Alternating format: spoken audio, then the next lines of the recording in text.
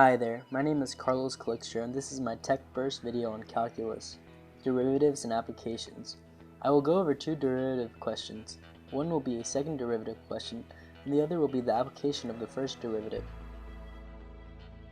First question is, find the second derivative of f of x, which equals to the quantity of x cubed plus x all to the fourth. Question 1 is a simple derivative problem in which we will use two differentiating rules. The first step is to take the first derivative of f of x, but when taking the first derivative, we need to take into account the chain rule.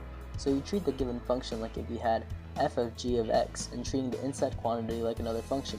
Therefore, the derivative by the chain rule is f prime of g of x times g prime of x. So f prime of g of x is just the power rule, and g prime of x is another power rule. Therefore, the first derivative of the given function is 4 times the quantity of x cubed plus x all cubed times the quantity of 3x squared plus 1. The next step is to take the derivative of the first derivative, but when taking the derivative of the first derivative, we need to take into account the product rule. The product rule states that when you are taking the derivative of a product of two functions, the derivative is the derivative of the first function times the second function plus the first function times the derivative of the second function.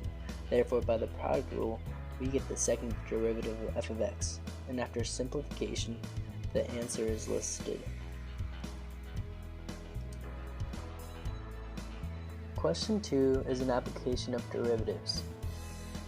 Determine the values of x for which f prime of x is equal to 0, f prime of x is greater than 0, and f prime of x is less than 0, where f of x is equal to x over 1 plus x squared.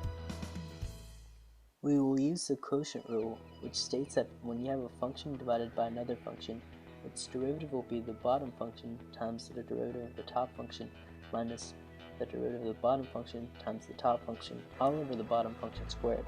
So by the quotient rule, we get the derivative of f of x to be the quantity of 1 plus x squared minus 2x squared all over the quantity of 1 plus x squared quantity squared.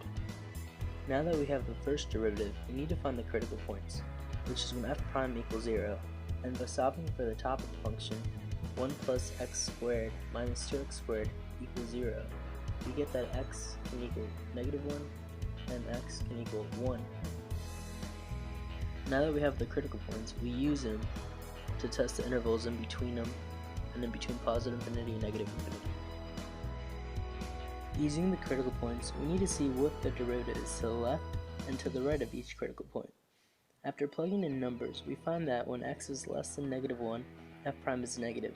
When x is in between negative 1 and 1, f prime is positive. And when x is greater than 1, f prime is negative. For example, try plugging in 0. F prime ends up being 1, so for that interval, f prime is positive. Now let's do a quick graphical check. F of x is plotted in the top right corner, and you can see there is a minimum when x is equal to negative 1, and a maximum when x is equal to 1, and f prime at a min and a max is equal to 0. So that verifies our critical points. Also, you can see from negative infinity to negative 1, there is a negative slope. As you can see, y is decreasing. And from 1 to positive infinity, there is also negative slope. As you can see, y is also decreasing. But from negative 1 to 1, y is increasing because it has a positive slope as well. When I say slope, I'm referring to the first derivative because the first derivative gives the slope for the function at every point. So when a function is decreasing, the slope is negative. When a function is increasing, the slope is positive.